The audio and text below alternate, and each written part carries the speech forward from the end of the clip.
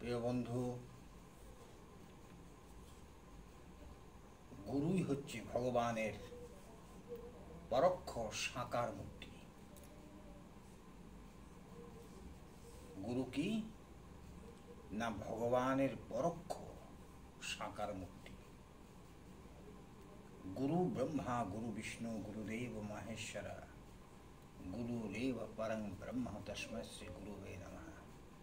अखंडमंडलाकारं व्याप्तं येन चराचरं तत्पादं दूर्शितं येन तस्मै श्री गुरवे नमः।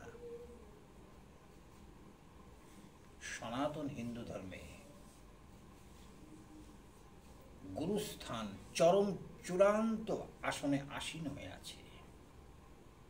গুরু ব্যতীত ধর্মজগতে বিচার যদি করা যায় তাহলে এগোনো সম্ভব না।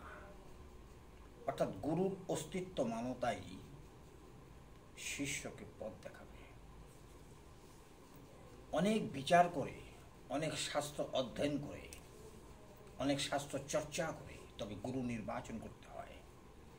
হুটপাট করে গুরু ধরা মানে তোমার আধ্যাত্মিক জীবন একেবারে ডুম।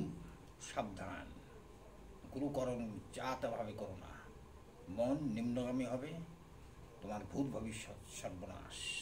আজ এই পর্যন্ত, ভালো থাকবে।